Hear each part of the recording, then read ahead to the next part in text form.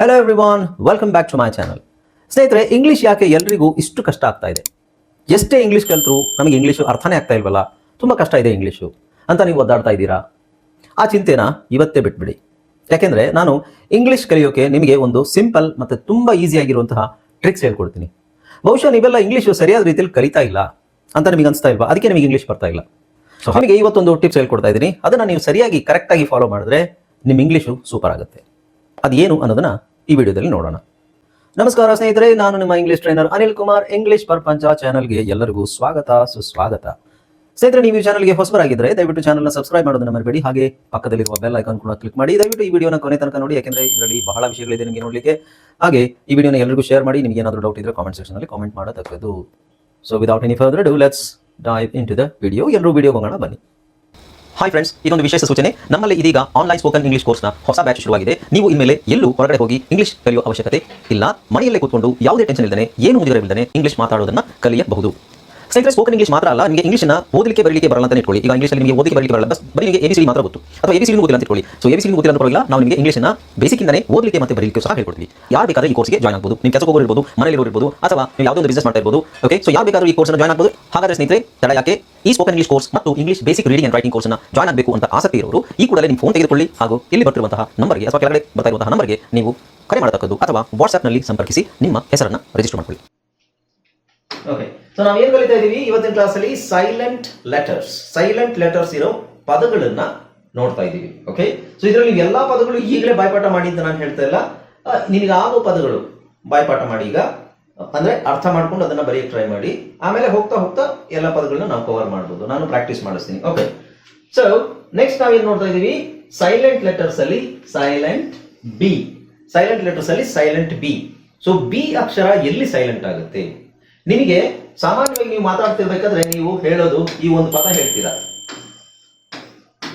Doubt. ಅಂದ್ರೆ ನನಗೊಂದು doubt ಇದೆ ಸರ್, ನನಗೊಂದು ಡೌಟ್ ಇದೆ, ಡೌಟ್. ಸೊ ಇಲ್ಲಿ ಬಿ ನ ನಾವು ಹೇಳೋದೇ ಇಲ್ಲ. ಹಾಗಾದ್ರೆ ಬಿ ಯಾಕಿದೆ? ಇಲ್ಲಿ ಯಾಕಿದೆ ಅನ್ನೋ ಪ್ರಶ್ನೆ ಮುಖ್ಯ ಅಲ್ಲ. ಯಾಕಿದೆ ಅಂತ ಹೇಳಿದ್ರೆ ಮುಂಚೆ ಇದನ್ನೆಲ್ಲ ಹೇಳ್ತಿದ್ರು, ಬಹಳ ಹಿಂದೆ ಇಂಗ್ಲಿಷು ಸ್ಟಾರ್ಟಿಂಗ್ ಅಲ್ಲಿ ಹೇಳ್ತಿದ್ರು. ಆಮೇಲೆ ಅದು ಕೆಲವು ಅಕ್ಷರಗಳು ಎಲ್ಲ ಸೈಲೆಂಟ್ ಮಾಡ್ತಾ ಬಂದ್ರು. ಅಂದ್ರೆ ಲ್ಯಾಂಗ್ವೇಜ್ ಅನ್ನೋದು ಏನಾಗುತ್ತೆ, ನಾವು ಅದನ್ನ ಇಟ್ಸ್ ಎವಲ್ಯೂಷನ್, ಲೈಕ್ ಬೇರೆ ತರ ಚೇಂಜ್ ಆಗ್ತಾ ಹೋಗುತ್ತೆ. ವರ್ಷಗಟ್ಟಲೆ ಒಂದೇ ತರ ಇರಲ್ಲ. ಈಗ ನಾವು ಮಾತಾಡೋ ಕನ್ನಡ ಎಷ್ಟೋ ವರ್ಷಗಳಾದ್ಮೇಲೆ ಇದೇ ತರ ಇರಲ್ಲ, ಸ್ವಲ್ಪ ಚೇಂಜ್ ಆಗಿರುತ್ತೆ ಅಲ್ವಾ? ಹಾಗಾಗಿ ಬಟ್ ಆಗ ಪ್ರಿಂಟಿಂಗ್ ಹೆಂಗಿತ್ತು ಹಾಗೆ ಈಗಲೂ ನಡೀತದೆ. ಹಾಗಾಗಿ ಅದು ಸೈಲೆಂಟ್ ಅಕ್ಷರ ಇನ್ನೂ ಇರುತ್ತೆ, ತೆಗೆಯೋದಿಲ್ಲ, ಯಾವುದು ಒಂದಷ್ಟು ವರ್ಷಗಳವರೆಗೆ ತೆಗೆಯೋದಿಲ್ಲ. ಸೊ ನಾವು ಅದ್ರ ಬಗ್ಗೆ ತಲೆ ಕೆಡಿಸ್ಕೊಳ್ಬೋದು. ಯಾಕೆ ಅಲ್ಲಿ ಅಕ್ಷರ ಇದೆ, ಯಾಕಲ್ಲಿ ಅಕ್ಷರ ಇದೆ ಅನ್ನೋದಕ್ಕಿಂತ ಅದು ಇದೆ, ಅದನ್ನ ಸೈಲೆಂಟ್ ಮಾಡಬೇಕು ಅಷ್ಟೇ. ಓಕೆ, ಸೊ ಹಂಗೆ ಕೇಳೋದಾದ್ರೆ ನಾವು ಕನ್ನಡದಲ್ಲೂ ತುಂಬಾ ಪ್ರಶ್ನೆಗಳು ಕೇಳ್ಬೋದು, ಆದ್ರೆ ನಾವು ಅದ್ರ ಬಗ್ಗೆ ತಲೆ ಕೆಡಿಸ್ಕೊಳಕ್ ಹೋಗಲ್ಲ. ಹಾಗೇನೆ ಇಲ್ಲೂ ನಾವು ಯಾಕಿದೆ ಅನ್ನೋದಕ್ಕಿಂತ ಹಂಗಿದೆ, ಅದನ್ನ ಸೈಲೆಂಟ್ ಮಾಡಬೇಕು. ಇದು ನಿಮ್ಮ ಮೈಂಡ್ ಅಲ್ಲಿ ಇರಲಿ. ಓಕೆ, ಈಗ ನೋಡಿ, ಸಿಂಪಲ್ ವರ್ಡ್ ಅಂದ್ರೆ ಇದು ಡೌಟ್. ನಾನು ಹೇಳಿದ್ನಲ್ಲ, ಅಲ್ಲಿದೆ ನೋಡಿ, ಡೌಟ್ ಅಲ್ಲಿ ಬಿ ಸೈಲೆಂಟ್ ಆಗುತ್ತೆ.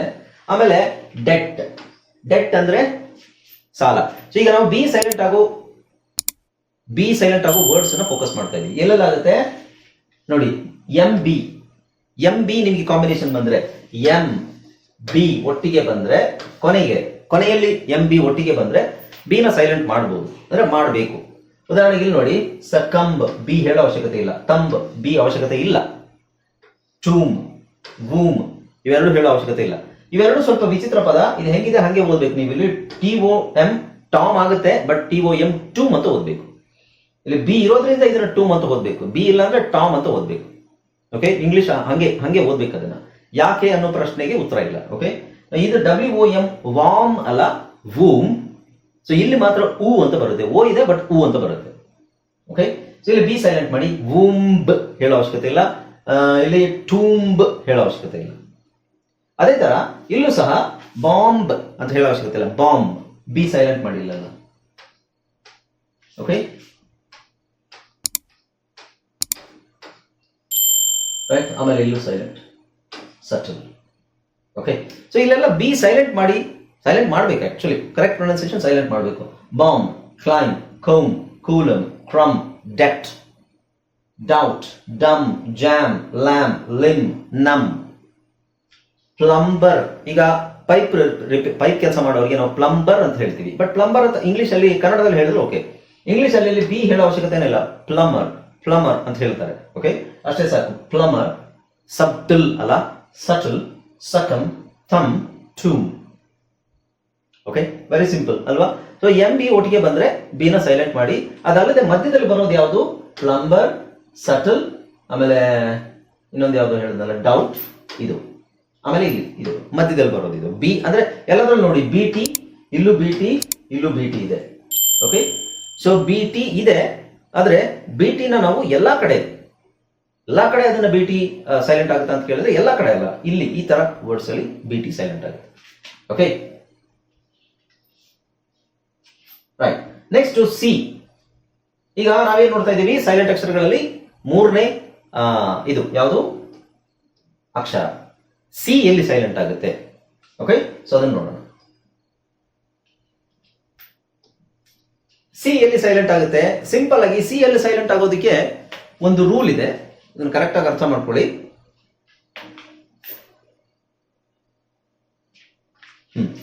ಇಲ್ಲಿ ನೋಡಿ, ಸಿ ಗಿಂತ ಮೊದಲು ಸಿ ಎಲ್ಲಿ ಸೈಲೆಂಟ್ ಆಗುತ್ತೆ ಅನ್ನೋದಕ್ಕೆ ಒಂದು ರೂಲ್ ಇದೆ.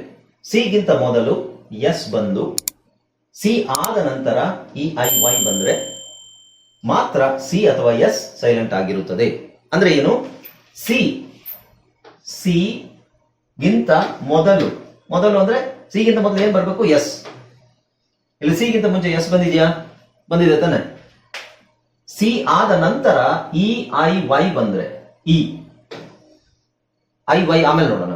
ಇ ಬಂದ್ರೆ ಈ ಸಿ ನ ನಾವು ಸೈಲೆಂಟ್ ಮಾಡ್ತೀವಿ. ಸೊ ಅವಾಗ ಏನಾಗುತ್ತೆ? ಎಸ್ ಮತ್ತೆ ಇದನ್ನ ಮಾತ್ರ ಪ್ರೊನೌನ್ಸ್ ಮಾಡೋದು. ಎಸ್ ಉಚ್ಚಾರಣೆ ಏನು? ಸ. ಇದು ಉಚ್ಚಾರಣೆ ಏನು? ಎ. ಸೊ ಸ ಪ್ಲಸ್ ಎ ಏನಾಗುತ್ತೆ? ಸೆ.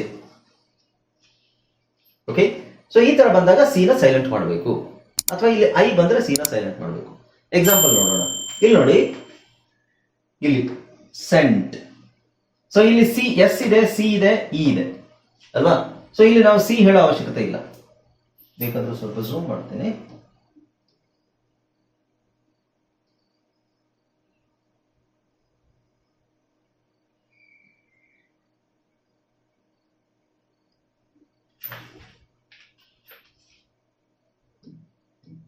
ಓಕೆ, ಸೊ ಇಲ್ಲಿ ನಮ್ಮ ರೂಲ್ ಏನ್ ಹೇಳುತ್ತೆ? ಸಿ ಗಿಂತ ಮೊದಲು ಎಸ್ ಬಂದು ಸಿ ಆದ ನಂತರ ಇ ಐ ವೈ ಬಂದ್ರೆ ಸಿ ಅಥವಾ ಎಸ್ ಎರಡರಲ್ಲಿ ಯಾವ್ದಾದ್ರು ಒಂದು ಸೈಲೆಂಟ್ ಆಗುತ್ತೆ. ಸಿ ನೇ ಸೈಲೆಂಟ್ ಮಾಡ್ಕೊಳ್ಳೋಣ, ಸಿ ತಗೊಂಡಿರೋದ್ರಿಂದ. ಸೊ ಇಲ್ಲಿ ಎಸ್ ಇದೆ, ಸಿ ಇದೆ, ಇಲ್ಲಿ ಇ ಇದೆ. ಎಸ್ ಇದೆ, ಸಿ ಇದೆ, ಇಲ್ಲಿ ಐ ಇದೆ. ಎಸ್ ಇದೆ, ಸಿ ಇದೆ, ಐ ಇದೆ ಅಲ್ವಾ? ಆಮೇಲೆ ಇಲ್ಲಿ ನೋಡಿ, ಎಸ್ ಇದೆ, ಸಿ ಇದೆ, ಇಲ್ಲಿ ಇ ಇದೆ. ಸೊ ಇದರ ಅರ್ಥ ಏನು? ಇಲ್ಲಿ C silent, C silent, C silent, C silent. ಉಳಿದಿರೋದು ಯಾವುದು? ಎಸ್. ಇದು ಸ, ಇನ್, ಸೀನ್, ಸ ಎಂಟ್, ಸೆಂಟ್, ಸ ಐನ್ಸ್, ಸೈನ್ಸ್, ಸ ಇಸರ್ಸ್, ಸೀಸರ್ಸ್. ಇಲ್ಲಿ ಇಂಗ್ಲಿಷ್ ಅಲ್ಲಿ ಇದು ಒಂದು ಪದ ಮಾತ್ರ, ಈ ಒಂದು ಪದ ಮಾತ್ರ ಸ್ವಲ್ಪ ವಿಚಿತ್ರವಾಗಿದೆ. ನಾನು ಹೇಳಿದ್ದೀನಿ ಇಂಗ್ಲಿಷ್ ಅಲ್ಲಿ ವಿಚಿತ್ರವಾಗಿರೋ ಪದಗಳಲ್ಲಿ ಇದು ಒಂದು ಅಂತ. ಯಾವುದು? ಸಿಸರ್ಸ್. ಸಿಸರ್ಸ್ ಇದೊಂದು ಪದ ಮಾತ್ರ ನಾವು ಈ ತರ ಹೇಳೋದು. ಇಲ್ಲಿ ನಾವು ABCD ಅಲ್ಲಿ ಆಬಕ್, ಸ, ಅ ಎಲ್ಲ ಕಲ್ತಿದ್ವಲ್ಲ, ಇದು ಯಾವ್ದು ಇಲ್ಲಿ ಉಪಯೋಗ ಆಗಲ್ಲ. ಇಲ್ಲಿ SSORS ಇದನ್ನ ಸಿಸರ್ಸ್. ಸಿಸರ್ಸ್ ಅಂದ್ರೆ ಕತ್ರಿ, ಎಲ್ಲರಿಗೂ ಗೊತ್ತು ಕತ್ರಿ. ಸೊ ಇದ್ಯಾಕೆ ಹಿಂಗ್ ಬರುತ್ತೆ ಅನ್ನೋದಕ್ಕೆ ಉತ್ತರ ಇಲ್ಲ. ಅದು ಹಂಗಿದೆ, ಅದನ್ನ ಹಂಗೆ ಓದ್ಬೇಕು. ಇಂಗ್ಲಿಷ್ ಅಲ್ಲಿ ನಾನು ಹೇಳಿದೆ ನಿಮಗೆ 350 ಪದಗಳು, 350ಕ್ಕಿಂತ ಹೆಚ್ಚು ಪದಗಳು ಅದು ವಿಚಿತ್ರವಾಗಿರ್ತವೆ. ಅದು ಹೆಂಗಿದೆ ಹಂಗೆ ನಾವು ಪ್ರಾಕ್ಟೀಸ್ ಮಾಡಬೇಕೆ ಹೊರತು ಅದನ್ನ ಯಾಕೆ ಹಂಗ್ ಬಂತು ಅಂತ ಹೇಳಕ್ಕಾಗಲ್ಲ. ಅದು ಹೆಂಗಿದೆ ಹಾಗೆ ಪ್ರಾಕ್ಟೀಸ್ ಮಾಡಬೇಕು. ಉಳಿದಿರೋ ಪದಗಳೆಲ್ಲ ನಮಗೊಂದು ಐಡಿಯಾ ಸಿಗುತ್ತೆ.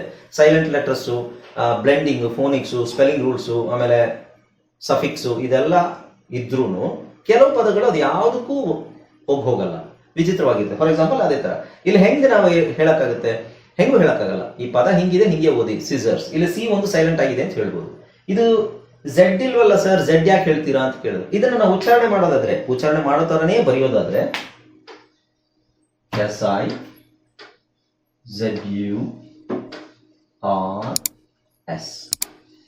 ಸಿಸರ್ಸ್ ಈ ತರ ಬರಿಬೇಕು. ಹೆಂಗ್ ಉಚ್ಚಾರಣೆ ಮಾಡ್ತೀವಿ ಹಂಗೆ ಬರೆಯೋದಾದ್ರೆ ಈ ತರ ಬರಿಬೇಕು. ಆದ್ರೆ ಬರಿಬೇಕಾದ್ರೆ ಈ ತರ ಬರೆಯಲ್ಲ. ಹೇಳ್ಬೇಕಾದ್ರೆ ಮಾತ್ರ ಈ ತರ ಹೇಳ್ತೀವಿ, ಬರಿಬೇಕಾದ್ರೆ ಈ ತರ ಬರಿಬೇಕು. ಅದು ಮುಂಚೆಯಿಂದನೂ ಹಂಗೆ ಬಂದಿರೋದು. ನಿಮಗೆ ಒಂದು ಎಕ್ಸಾಂಪಲ್ ಹೇಳ್ತೀನಿ.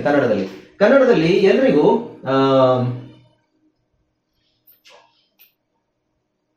ಇದು ಈಗ ಇದು ಕಮ್, ಇದು ಕಹ ಅಲ್ವಾ, ಕಮ್ ಕಹ. ಇದನ್ನು ನಾವು ಈ ತರ ಯಾಕೆ ಬರೆಯಲ್ಲ? ಕಹ ಇದನ್ನ ಬರಿಬೋದಲ್ವಾ?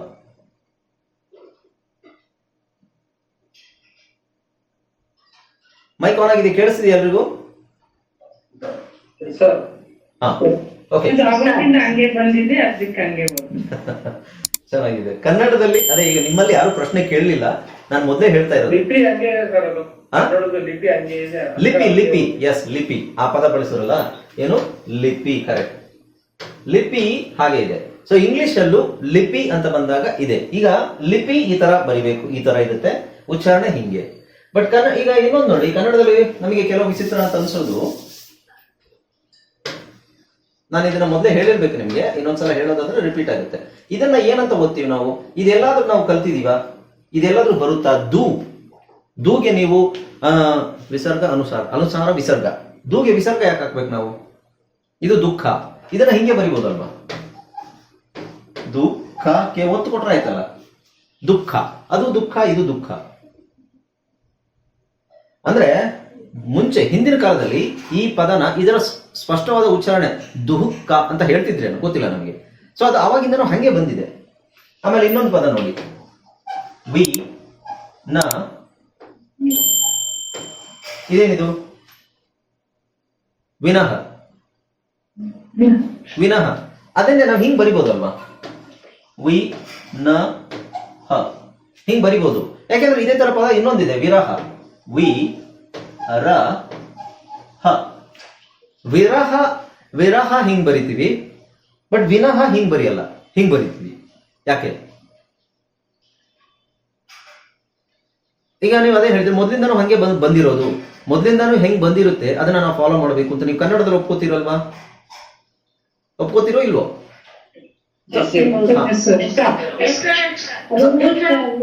ಎಸ್. ಸೊ ಅದಕ್ಕೆಲ್ಲ ಸರ್ ನಾವು ಎಕ್ಸ್ಪ್ಲನೇಷನ್ ಕೊಡಕ್ಕಾಗಲ್ಲ, ಅದಕ್ಕೆಲ್ಲ ನಾವು ವಿವರಿಸ್ತಾ ಕೂತ್ಕೊಳ್ಳೋಕ್ಕಾಗಲ್ಲ. ಅದು ಮೊದಲು ಮಾಡಿಟ್ಟಿದ್ದಾರೆ, ಹಾಗೆ ಅದನ್ನೇ ನಾವು ಫಾಲೋ ಮಾಡ್ತಾ ಇದೀವಿ. ಇಂಗ್ಲಿಷಲ್ಲೂ ಎಷ್ಟೋ ವಿಷಯಗಳು ಹೀಗೆ ಇದೆ, ಅದನ್ನೇ ನೀವು ಫಾಲೋ ಮಾಡಬೇಕು.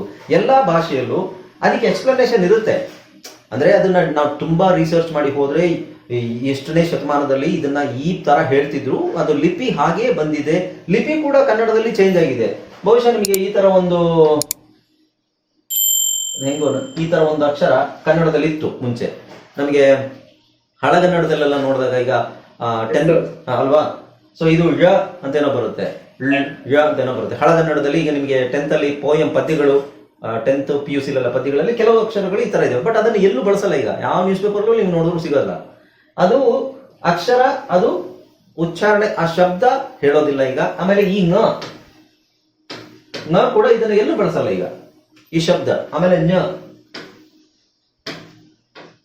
ಇದು ಸರ್ವಜ್ಞ, ವಿಜ್ಞಾನ, ಆಮೇಲೆ ಜ್ಞಾನ, ಇದರಲ್ಲಿ ಮಾತ್ರ ಬರುತ್ತೆ. 3-4 ಪದದಲ್ಲಿ ಮಾತ್ರ ಬರುತ್ತೆ. ಅದು ಇನ್ನೊಂದು ಸ್ವಲ್ಪ ದಿನ ಆದ್ಮೇಲೆ ಅದನ್ನ ನಾ ಮಾಡ್ಬಿಡ್ತಾರೆ. ಈಗಲೂ ನಿಮ್ಮಲ್ಲಿ ಎಷ್ಟೋ ಜನರಿಗೆ ಇದನ್ನ ಉಚ್ಚಾರಣೆ ಮಾಡ್ಲಿಕ್ಕೆ ಬರಲ್ಲ. ಕ ಖ ಗ ಗ ನ ಅಂತ ಹೇಳಕ್ ಬರಲ್ಲ. ಚ ಚ ಜ ಜ ಜ್ಞ ಅಂತ ಎರಡು ಅಕ್ಷರನ ತುಂಬಾ ಜನರಿಗೆ, ನಿಮ್ಮಲ್ಲಿ ಯಾರಿಗೂ ಬರಲ್ಲ ಅದು. ಯಾಕೆಂದ್ರೆ ಅದನ್ನ ನಾನು ಬಳಸ್ತಾ ಇಲ್ಲ. ಮೊದಲಿಂದನೂ ನಮಗೆ ಹೇಳ್ಕೊಟ್ಟಿದ್ದೇನು, ಕ ಕ ಗ ಗ ಜ್ಞ, ಚ ಚ ಜ ಜ ಜ್ಞ. ಅದೆರಡು ತಪ್ಪೆ.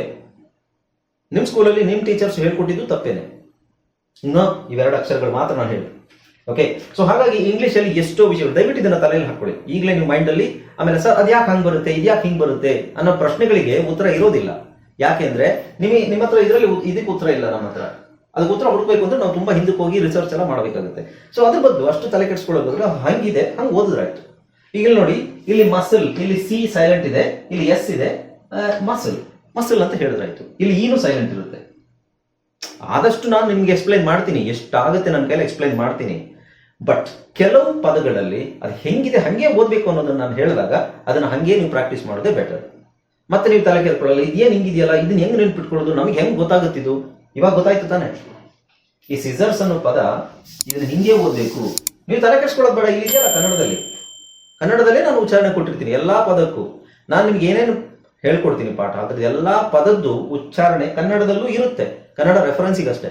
ನಿಮಗೆ ಡೌಟ್ ಬಂದಾಗ ಇದನ್ನ ಏನೋ ಹೇಳಿದ್ರು, ಸಿಸರ್ಸ್ ಅಂತ ಏನೋ ಹೇಳ್ಬೇಕು ಅಂತ ಹೇಳಿದ್ರು, ಅದ್ರ ಉಚ್ಚಾರಣೆ ನೋಡೋಣ ಅಂತ ಕೆಳಗಡೆ ನೋಡಿದಾಗ ಹಿಂಗಿರುತ್ತೆ. ಹೌದು, ನೀವು ಹೇಳಿರೋದು ಸರಿ ಇದೆಯಾ ಅಂತ ಕನ್ಫರ್ಮ್ ಮಾಡ್ಕೊಳ್ಳೋಕೆ ಕನ್ನಡದಲ್ಲಿ ಕೆಳಗೆ ನೋಡ್ಬೇಕು ಯಾವಾಗಲೂ. ಓಕೆ, ಅರ್ಥ ಆಯ್ತಲ್ಲ? ಆಮೇಲೆ ಇಲ್ಲಿ ನೋಡಿ ಸೀನ್ ಅಂತ ಬರುತ್ತೆ, ಇಲ್ಲಿ ಸೇ, ಇಲ್ಲಿ C S C E say, but ಇಲ್ಲಿ ಎಸ್ ಸಿ ಇ ಸೀನ್. ಅದು ಯಾಕೆ ಅಂತ ಹೇಳಿದ್ರೆ ಇಲ್ಲಿ ಇ ಬಂದಿದೆ ಅಲ್ವಾ, ಇ ಬಂದಿದೆ, ಪಕ್ಕದಲ್ಲಿ ಒಂದು ಇ ಇದೆ, ಹಾಗೆ ಬಂದಾಗ ಮಧ್ಯದಲ್ಲಿ ಒಂದು ಕಾನ್ಸನೆಂಟ್ ಬಂದಾಗ ಅದೇನಾಗುತ್ತೆ ಇ ಅಂತಾನೆ ಲಾಂಗ್ ಆಗುತ್ತೆ.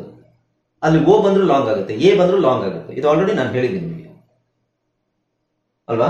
ಓಕೆ, ಸೊ ಈಗ